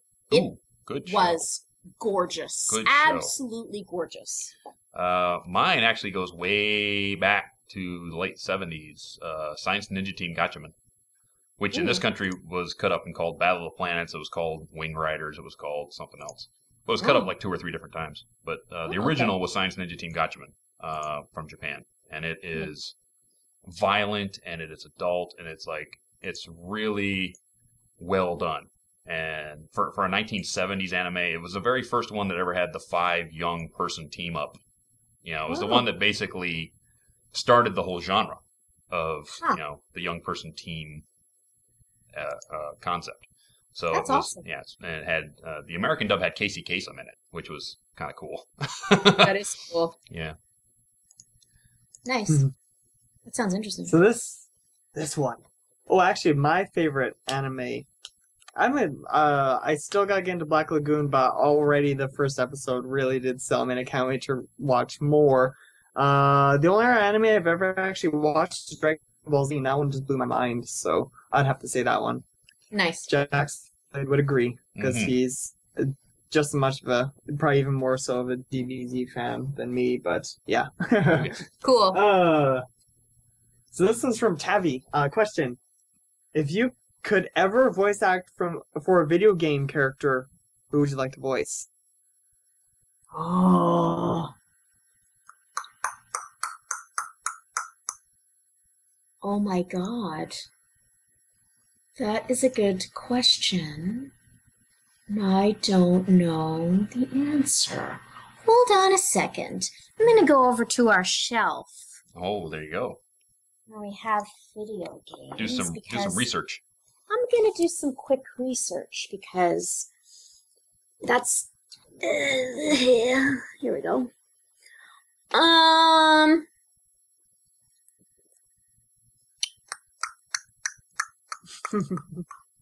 This is ridiculous. The fact that I'm even standing here with the computer in my hand, like looking at these video games, going, oh, which one would I like to do? I'm trying to think of some voices that you I don't do really know, well man. at. Oh. What about, like, you know Tony Hawk? Yes. Tony Hawk had, like, the awesomest sidekick girl. There you go. That'd be cool. You know X-Men? Yep. There's a bunch of girls that I'd like to play in Bunch of that. girls. Rogue. I could Maybe that would I be could a see good you as Rogue. Yeah, Really that would be a good. cool one. I would love to be so versatile as to, like, play, like, the announcer in one of the sports games. That's difficult. That's difficult. I don't sound like a man. Mhm. I don't say things like, let's get ready to rumble. Yep. Anyway, that's my probably really terrible answer. That's still good. Let's get ready to rumble! Yes. So this one is from Gavin Japp. Question for Maryke. What is your favorite actor / actress? Ooh, good question. My favorite actor is Idris Elba. Idris Nice. Elba is in my favorite TV show of all time. It's Luther. You guys would know who he was. Like, he was in Prometheus, which was a movie I didn't like very much. But Yeah. Yep. I Did you didn't like mind it? I didn't like it that much. It was a prequel to Alien, and I loved the Alien series. I love the Alien series too. Oh my goodness, so awesome! Like, I still think the second one is the best one. Still blows my mind. It's one of the best Yeah. sequels ever made, really. Yeah, I agree. They're great. Those are great movies. So I think maybe my expectations were too high for Prometheus. Anyway, so he's in Prometheus, but if anybody has yet to check out the show Luther, check it out because it's amazing. And the acting is brilliant, and so anyway, he's my favorite actor. Nice. Cool. So this one's from Skeleton King 1234. Question for you, Maryke. Okay. What is animated film, show, or company that you would really like to have worked on or work with? I would love to work for Pixar. Would love to work for Pixar. I think their animation is beautiful. Their stuff is beautiful. I love some of their stories. And I would particularly actually like to work in a Pixar short. I think their shorts are fabulous. Oh, the shorts are awesome. Yes. Yeah, they're just so beautiful, and I would love to if they brought back like something like, remember the show Gem? Yep. Gem is truly outrageous. Remember that? Truly outrageous. Yeah. So if anybody had the like audacity to remake that series, I'd love to be in it. So those are some of the things that I'd like to do. You know, I've always wanted to play a Disney character. But you know, Pixar kind of is the Disney version. Disney, yeah. It's sort of Disney. Well, it kind of is Disney generally, but you know, I'd like to do that. I'd like to play, you know, an iconic character like the Little Mermaid or something like that. I would love that. That would be awesome. Yeah. Well, what's the newest Pixar? They came out with a new short, and it was amazing. It was like a black and white. I believe it was Pixar, and I know it got Oscar for best anime short. Oh yeah, Yes. I haven't seen that yet. I've seen clips, and it looks so well done. Yeah, their stuff is just absolutely stunningly beautiful. Definitely. And I bawled my eyes out in the beginning of Up. Oh, I did too. Yeah, I think everybody did. I did think too. everybody did. I So did too. It was. I normally don't cry at the start of a movie, and that one does. So well done. Oh yeah, they like grabbed you by the. Oh yeah, it's like, and I'm hurting. yeah, totally. But although I could see Maryke playing like in Cars 3. You know, Oh, that'd be cool. what kind of car would you be in Cars 3? Well, it'd be one of those ones with the big, huge wheels. Oh, you'd be a 4x4? Yeah, it'd be a 4x4 with 4x4 like a truck. yeah, with like either like a mean, like a big, rough and tough character, or like a totally sweet, cute voice, which is like a nice, like, you know, sort of opposition to like the big, huge car with the big, huge wheels. Yeah. That'd be fun. Yeah, it'd be kind of cool. Oh boy. So here's Saber Spark again. He is posting to me like no tomorrow on this, and he made you an OC, Maryke. He made me what? And he made you a original character. Oh, he did? He did. I posted her into the Skype chat. He wants me to show it to you because he wants to hear your reaction. I'm gonna hurt him. Okay, I was doing my best not to laugh through the show. Saber Okay, I Spark, have I'm to, gonna hurt you. I have to open this up, and I'm like stupid with the computer, so I hope I don't do anything dumb. I'm gonna hurt you. You just click it. That's all you do. No, I mean my Skype is like so small now. Hold on. Okay, hold on. Well, while we do that, I can bring on the next question if you want. Yeah, do the next question, then I'll Yeah. I'll look at this. Ooh, here we go. For what was your most memorable? This one's from Baku for Maryke. What was the most memorable con experience? Probably this Lost Pegasus. Is there anything inside the con that you really enjoyed? I just like meeting the people and being able to like say thank you and try and give something small back. Yeah. That's what I like about it. Yeah. I don't know. I don't know if that makes any sense, but Oh, it makes sense. It makes sense. Sorry, I'm just going through the questions. oh my god, that is ridiculously hilarious. Yeah, that's him. That's Saber Spark, Oh my pretty much. Oh my god, that is so funny. Yep. That's so Okay. funny. My favorite I'm part gonna- about that is the I'm gonna tail. post that for you guys. Oh my There you god, go that's on the so RC. that is Get so ready hilarious. for. Oh my god. Yes. Nice job, Saber Spark. That's funny as all get out. Yes. Excellent. Yes. Excellent. Yes. I'll have to. Get Cowboy I'll to copy put it. like I'll a- copy it so we can actually show it on the replay on YouTube because it's. Okay, Yeah, it's. so awesome. He Thank put you. so much. He put so much detail into the tail and the shading. It's amazing. Mhm. Tail is my favorite. It's so funny. Oh my goodness, Saber, you are. Oh, is he been drinking a lot? What's going on? Oh my god. Oh, here we go. Here's the question. So this question is from James Justice! Whoa. He's our superhero. Resident superhero. Whoa. With the ability to manipulate cornflakes with his mind. Oh. Exactly. And his question for us all is, what are your superpowers? What are my superpowers? What are your superpowers? Yeah. My personal superpowers? Yes. The ability to disarm anyone There in conversation, like right away. Ooh. Useful. That's my superpower. Useful. You should work for the UN. I should, shouldn't I? I should be a spy or something like that. That's my superpower. What about you, Dusty? My ability to intimidate. Oh. Nice one. I really got none. I'm just going to say I wish I had the ability to fly. There you go. There you go. Ooh, that'd be awesome. Yes.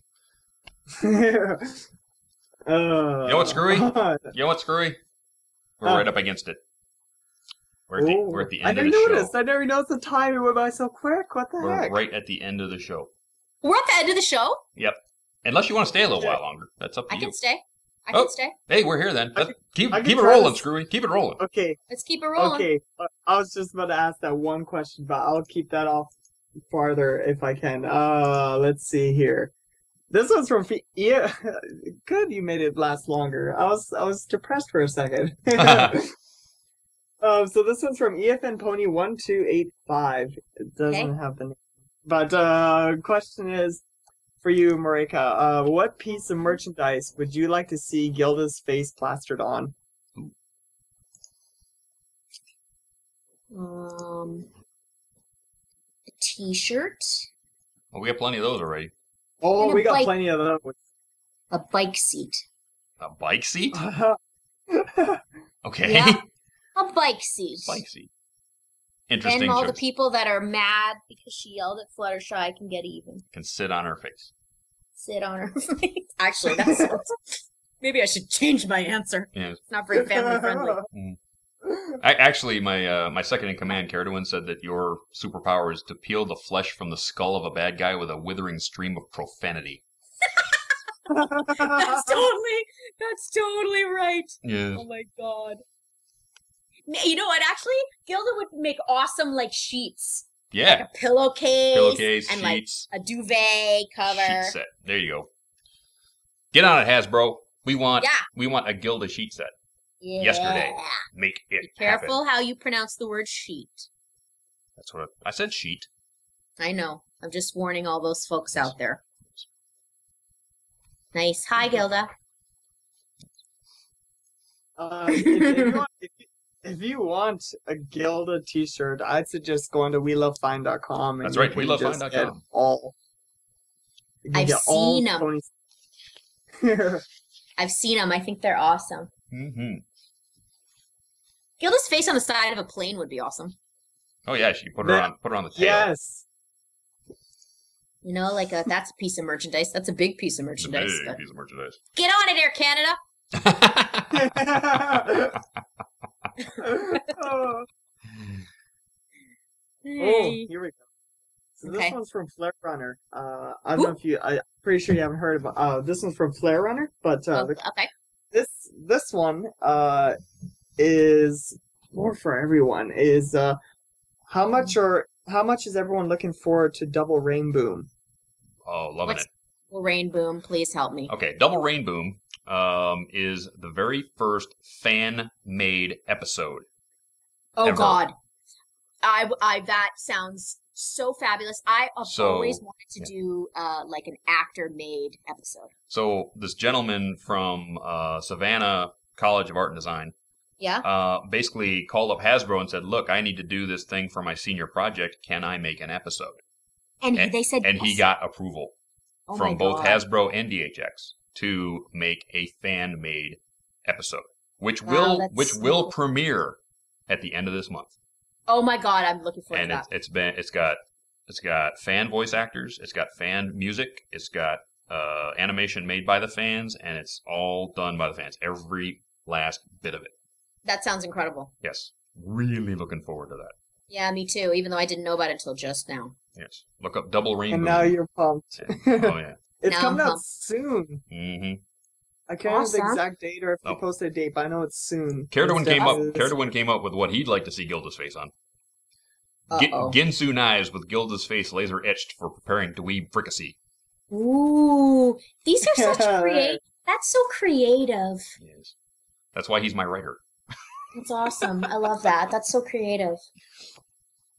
A blender. Her face on a blender. She can just blend everybody into a pulp. Will it blend? Of course it will. Gilda's there. That's awesome. Oh, this is from Gavin Jap. A question for everyone. What instrument would you love to be able to play? Ooh.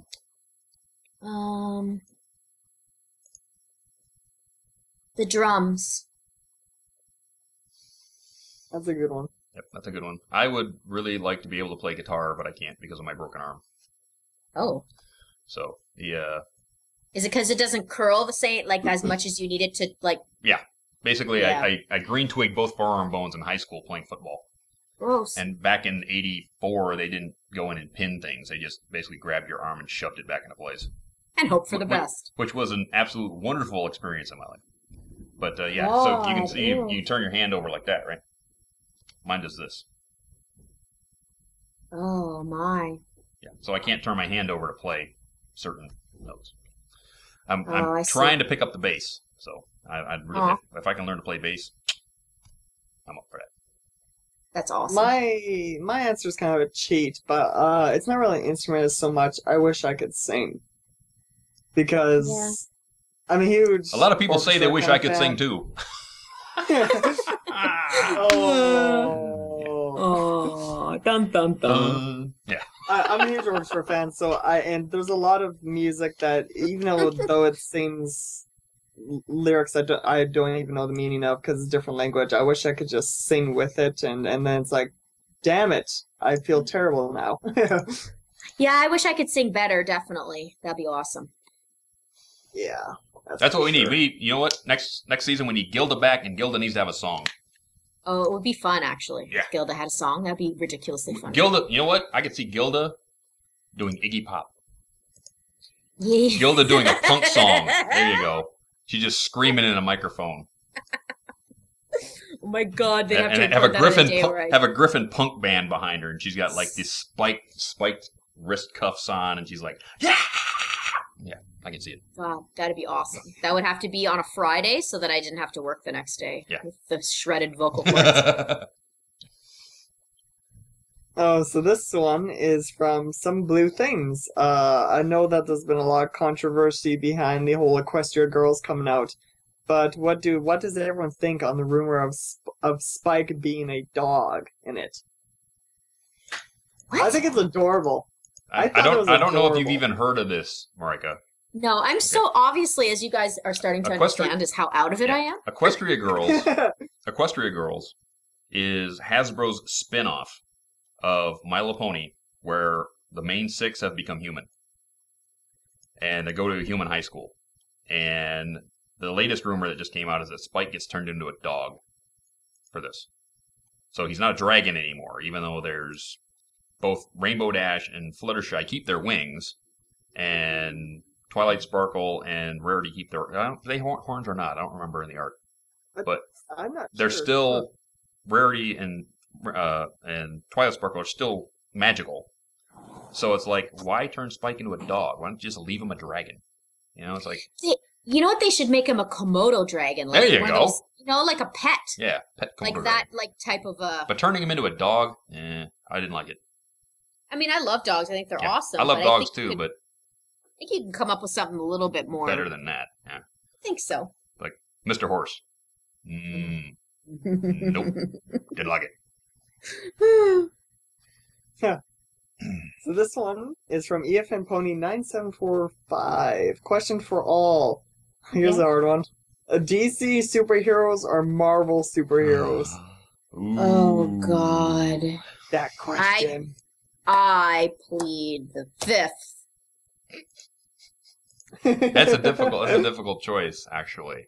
because It is. it's a difficult choice. But I've Yeah, been... and there's people in each that are characters in each that are so interesting. Oh, yeah. Yeah, but I've been a Superman fan my entire life, which me and Jack's Play will go on and on about Superman and Goku, and Superman's better. Shut up.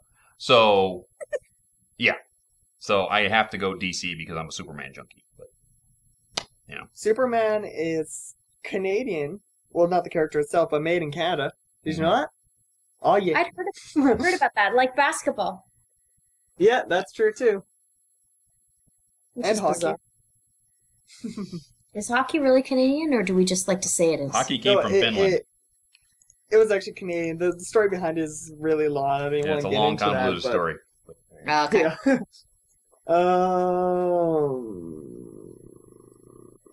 Sorry. It's okay. Take your time. We got time. Take your time. We're having society here. We're sitting around. We're having a good time. You know what I mean? Yeah. I got one here. From Flare Runner. Can you do your favorite Gilda line? Yep. I'm half eagle, half lion, and all awesome. Awesome. And you're darking up the sky, stinky I actually like that. I like that line. pie. I think I did that a little different from the series, but Yeah. You're darking up the skies, Pinkie Pie. yeah. Yeah, you like really yelled it at her. Yep. I decided not to blow up the whole computer by screaming. That's fine. It's meaner to say it like, you're darking up the sky, stinky pie. Ooh. That's a little bit evil. It's a bit evil. It's a bit much, actually. A bit much. Anyway. Scares the children. Scares the children, yes. I'm just scrounging for questions. Everyone's I starting to run out. warned people on the promo that I was hoping you wouldn't call us a bunch of dweebs. No. I'm very polite. I've been holding myself back from all sorts of obscenities. Ooh. I have to do this one again, and I have to do the name again. So this one is from James Justice! I don't think we've ever done the same question twice from him. So this one's for you. I'm still trying to get your name, Maryke. Yes. Yeah, you said it right. I've always been saying it right. You're good. Yay! Question is, would you like to voice other characters in My Little Pony besides Gilda, or are you more content with just Gilda? Oh, I'd voice a whole bunch more characters if auditions came up for. I've auditioned for a couple other characters, definitely over the couple of years, and didn't book them, but obviously, but sure, I'd love to play other people on My Little Pony. That'd be fun. They'd have to be different, obviously. They'd have to be quite different so that I can, give a different You know what? Let's see if we can get you signed up for Bon Bon so she could have one voice. One voice for Bon Bon, please. One. I mean, she's had like 5 different voice actresses in like over the 2-3 seasons. Oh. It's like every time she comes up and has to say something, it's a different voice. It's like that's it's the funny. same pony. It's like, wait a minute. I didn't put those in my bag. It's like what? Oh. Yeah. Well, yeah, maybe I can do that. Yeah. Well, they did that one, and then there was the one during the Smarty Pants edition. It's like that incredible, amazing doll. Yeah. It's just weird. 2 different weird ends of it. So. Huh. I didn't know. So this one is from Parchment Scroll from America. Are you a longtime fan of anything? Nothing in my life. I'm a fan of nothing. No. I'm just kidding. I do not believe that. Not for a second do I believe that. Am I a longtime fan of it? And they mean anything in the world? Yeah. Okay, so I've been watching the Blue Jays, the Toronto Blue Jays, since I was 6 years old. And if you can believe it, my brother was 4 and I was 6, and we sat through 9 innings of baseball from the time we were 4 and 6. And I've been watching them ever since. And I watch when I can, when I'm not working or when I get home early enough, I watch. at least 5 games a week. Nice. So that is my entire life. Basically, I've been watching the Blue Jays. I used to go to games on Saturdays and Sundays constantly through my childhood and teenagehood. So that I'm a long time Blue Jay fan, and when I watch the Blue Jay games, and every now and again they'll talk about how they'll give a shout out to an old lady, or an old man watching at home who's like having their 80th birthday. I'm determined that will be me one day that they're going to give a shout out to. I'm a huge Tigers fan myself. Detroit's going to have a good year, man. Yep, Good year this year. You might be seeing some interesting stuff. Yep. So I used to go to Tiger Stadium the old Tiger Stadium. I love that. I like the Tigers. Yep. I haven't been to the new facility yet, but I've gone to the old Tiger Stadium like at least 30 times when I was a kid. Yeah. Yep. I think it's awesome. It's great to follow a team, and Detroit's a great. I mean, I like the Detroit Red Wings. Talking about hockey. Yeah. And I actually sang the national anthem at Comiskey Park. You did? Chicago, yeah. Wow. Nice. Yeah, that was a big deal for me being a longtime baseball fan. They weren't playing the Blue Jays, but anyway. Oh, I got one. I got a question from Caredwin. And he asks, what live-action movie or series would you like to see animated just so you could do a voice character in it? Oh, remember I was talking earlier about my favorite actor, Idris Elba? Mm-hmm. I would love them to animate Luther. Ooh. And what character? I would play what character? Alice. Alice on Luther. Mm. Yep. Oh, yeah. Oh, that'd be so cool. So not cartoon material. Oh, no. No. I mean, well, in the world of Revy, cartoon, but... Yeah, you send that over to Japan, it can become anything.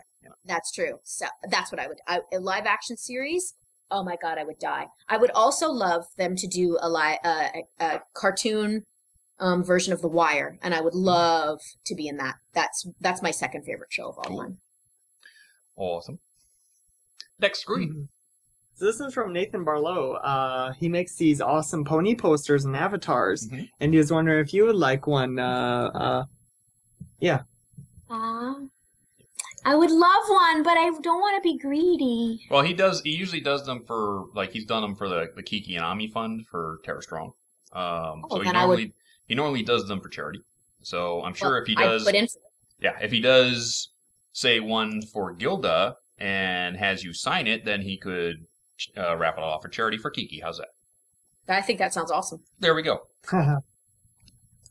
There you go. Done. Ooh, so this one is from Kello, to Maryke. Do your best DustyKatt impression. Oh my lord. I don't know how to do it. Let's see. I can't.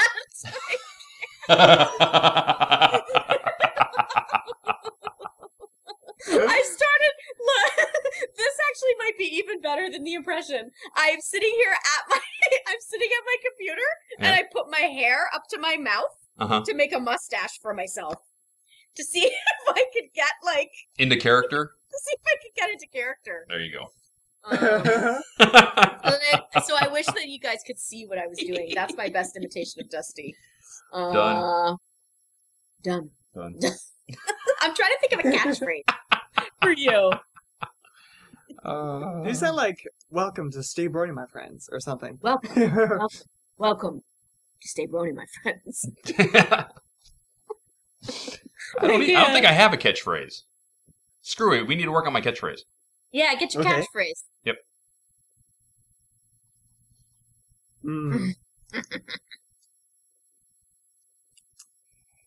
I was thinking of a mustache one. Yeah. Mm-hmm. A mustache you a question. I love that one. I don't know. Next question.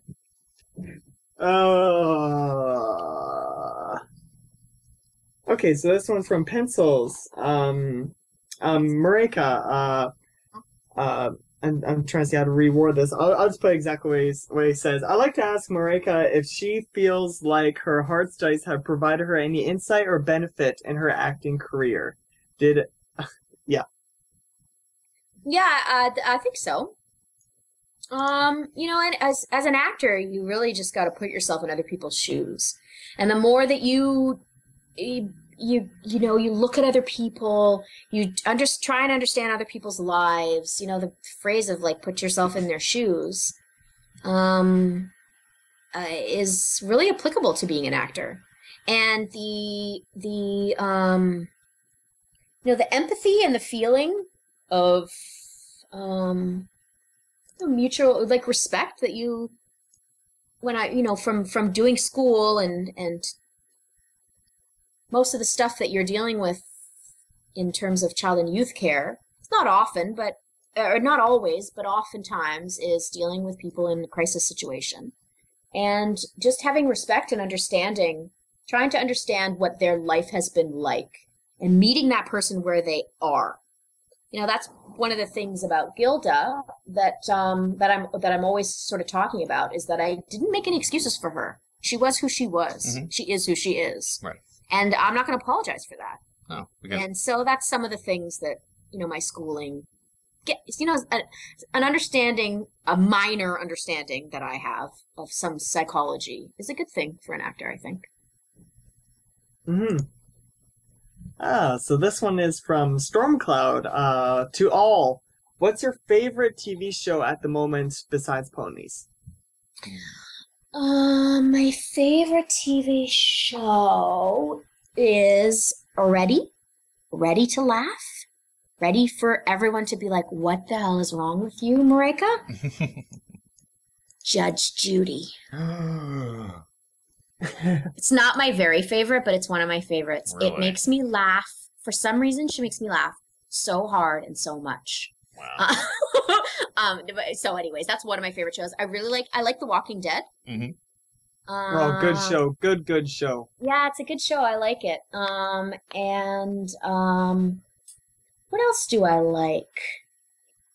And any sporting event that's on TV, I'll pretty much watch. So those are some of my favorite shows. I like. You know what else I like that everyone's gonna laugh at? I love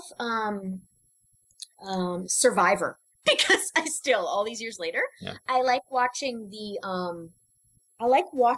them interact with each other. That is fascinating to me. Yeah. You would have an awesome conversation with my friend, because he's been watching ever since it first came out, and he still watches on a regular basis.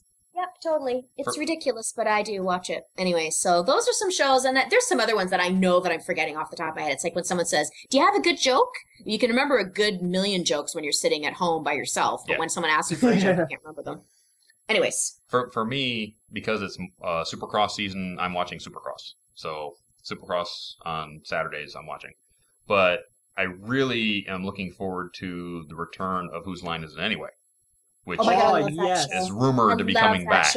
Rumored to be coming back. So that's excellent. Looking forward to that. So I'm with you on that. I didn't know, but I'm with you. I love the original Iron Chef, the one from Japan, not I love the American one. The Japanese one was a scream. Oh my god, I love that. Total scream. Yeah. So I don't think there's anything on modern TV that's going on right now that I really watch. I mean, we don't really. We come home and we watch videos. We watch Netflix. I watch recorded Supercross. I watch a lot of sports, so this is why I watch a ton of TV. Yeah. Yep. Too busy. In terms of stuff that's on. Yeah, exactly. Too busy. This is same with me. I don't get much time to watch TV, but when I do, it's Supernatural, The Mentalist, Burn Notice, The Walking Dead, definitely. Mm-hmm. Nice. There was one other. I like watching SpongeBob. That is a hilarious cartoon. Yeah. And also, I also love Kid vs. Kat. That's another fun that's cartoon. A good show. That's a Vancouver show. Mm-hmm. Yeah, I know, and it was because of Kathy Westluck that I got into My Little Pony, is because she does one of the voices on Kid vs. Kat, and she does. I'm like, Dennis. she does. Dennis. Yes, that's. I can't believe I just lost his name, but it's that is because of that show that I got into My Little Pony. So that one's a scream for me. Awesome. But yeah, those are my list. Nice. So this, here we go. So this one's from Cowboy Dave from Maryke. What was your least favorite role to voice? My least favorite role to voice.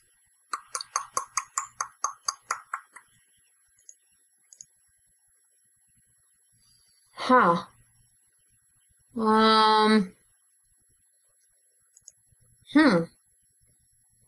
Probably, okay, ready? Ready? Yes. Probably Weevil on Powerpuff Girls Z. Okay, that was a side character? Yeah, he was a side character, and the reason... Nice finishing your cider. The reason I didn't like him is because he hurt my throat, and that's my fault, not his. Mhm. He hurt my throat. It really killed. Anyway, so that's kind of my least favorite character, just because of the pain that I decided I was going to put myself through by creating that character. Huh. Ooh. So this one's from Some Blue Things. This is for Dusty. A few months ago, you promised to do a tutorial for how to care for a mustache. What happened with that? Not done yet. I'm a little busy, you know. We had Las Pegasus come up, and then we had everything that happened after Las Pegasus that needed to be dealt with. New website is up, so if you want to go check out www.manliestbrony.com, we've been working on that. So that's almost set to a point where we can just do updates to it now, so that's going to take some of the pressure off. And then we have a 10,000 subscriber special for YouTube we need to do. So lots of things in the pipeline that are going to be done. That is on the list. It's not been forgotten, but it's one of those things that I'll probably do a video for the Manliest Brony website. So be on the lookout for it sometime this summer, that it will be up there. Okay? Nice. Cool. Ooh, so this is from Gavin Jab. A question for all that have read the My Little Pony comics. If so, what is your opinion on them? Have not read them. You should. They them. are very well done. Very, Love them. very well done. Cool. Good art, wonderful story, good jokes. Andy Price is a hoot. Love the guy. And of course, I'm a comic geek anyway. So when I heard it was going to come out, I was going to buy it. But it was like it ended up being really good. So I was going to buy it anyway. But it's like wow, this is even really good. So looking forward to every one that comes out. It's really really a good comic book. Cool. I really have been. I've enjoyed it from the end of the Chrysalis series. It was really amazing. I'm trying to get in contact with Andy on buying a certain piece from him. Yep. And oh my goodness, my emptying my pockets, throw my wallet at him. I don't care. I want that art piece. So I'm trying to get. I'm going to be getting a hold of him soon to be on this program. So What? working on it. Working on getting him on the program. Yep. Oh, I hope you do. Mm-hmm. Maybe Yeah. you didn't sell it by then. Cool. Ooh, I'll bring this one up from Gavin as well because this is a pretty interesting one. Out of every animal in Equestria, mythical, any kind, what one would you want as a pet?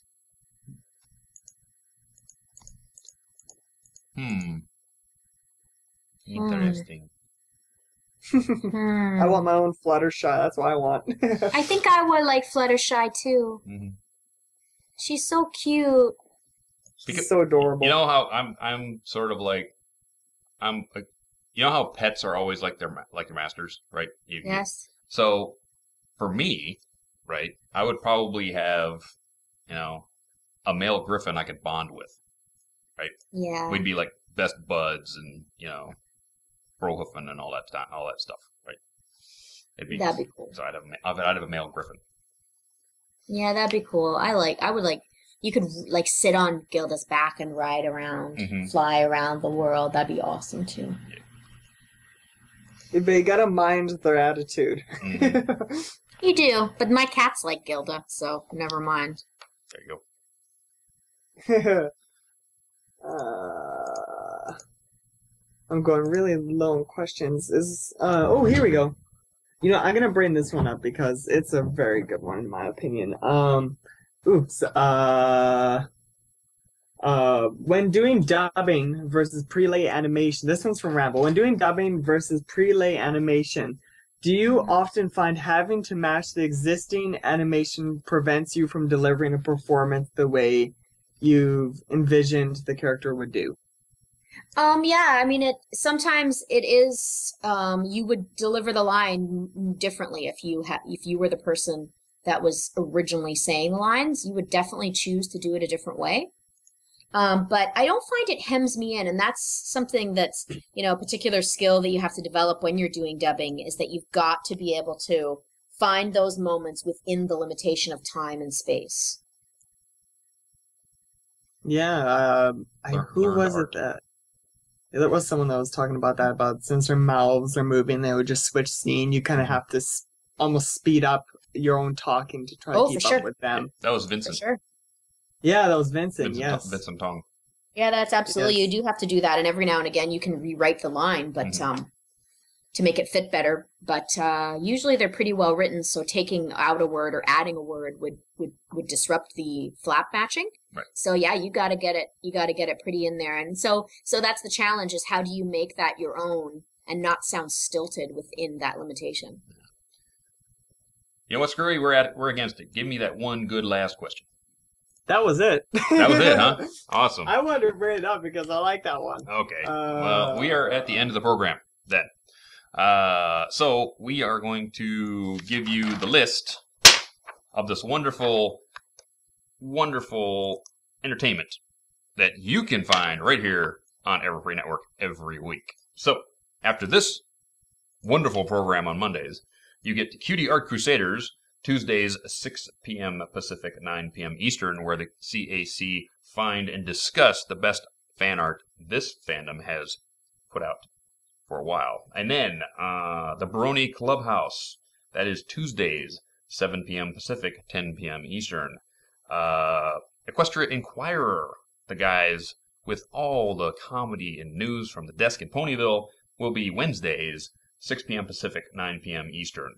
Then we have Into the Spotlight with Osaka Jack, Wednesdays, 7 p.m. Pacific, 10 p.m. Eastern, where Osaka gives the spotlight to some of those bronies doing really cool stuff who don't quite get the spotlight they deserve. And then we have Sketchy Sounds Live Songcast, Thursdays, 2 p.m. Pacific, 5 p.m. Eastern, and then Post My Video, which is the new show with Jay Holler and BVids, Thursdays, 5 p.m. Pacific, 8 p.m. Eastern. Brony Breakdown with Saber Spark and Paleo, and that is Thursdays, 7 p.m. Pacific, 10 p.m. Eastern. Lunar Republic Takeover on the radio side is the all-request show with your princess and mine, Nightmare Moon, taking over Fridays, 3 p.m. Pacific, 6 p.m. Eastern. Then we have Mixology with DJ One Trick, Saturdays, 5 p.m. Pacific, 8 p.m. Eastern. Saturday Night Songs with Michelle Krieber is Saturdays, 7 p.m. Pacific, 10 p.m. Eastern, when Michelle eats all her peas and can get on the computer. Blue Screen Bronies, who talk all about the gaming side of the fandom, 5 p.m. Pacific, 8 p.m. Eastern on Sundays. And then Pega Sisters Live, which is the Pega Sisters will talk about this fandom from the female point of view. And that is Sundays at 7 p.m. Pacific, 10 p.m. Eastern. Plenty of things to bring you back to Everfree Network every week. That's a ton. That is a ton of original programming. That's for amazing. You. Yes. We have lots of fun doing it. Also, upcoming events right here on this program. Next week's guest, Cindy Morrow, writer extraordinaire for MLP and a lot of other stuff. So Cindy will be with us next week. March 25th. I've already got it set. March 25th will be Sam Vincent and Matt Hill together on this program. Not only do you get Flim of Flim and Flam and Soren, but you get Double D and Ed from Ed, Ed, and Eddie together on this program. It's going to be a hoot. Don't miss it. That's awesome. Yeah. So that is everything up until the 1-year anniversary of this show, which comes up April 1. We've been doing this for a year, my friend. A year. You're kidding, really? I'm not kidding. Oh. Year anniversary, April 1. Happy anniversary. Thank you. So, thank you. We're going to have our April 1st show coming up. And not sure who's going to be on that program just yet, but we're making some plans. So, for Screwball, for Cowboy Dave, for everybody here at Everfree Network, I want to thank Maryke for joining us this evening. Thank you for having me so Absolutely. much. It's so much fun. It was fun. It was a real so pleasure much for fun me. having you. So thank you all for being here. I'm going to set up the ending because I forgot because I'm an idiot again. Thanks for your questions. Yes. Everybody, thanks for coming. Thanks for your questions. And we've got to go. Thanks for staying that extra half an hour. And we should be up on YouTube in a couple of days. Probably no later than Wednesday. So with that, and don't forget, go to manliestbrony.com and give your $5 for Heart for Maryke's charity. And you can get into the prize drawing. So double check everything that's going on there. Love you, and we'll see you next week. Bye. Bye-bye.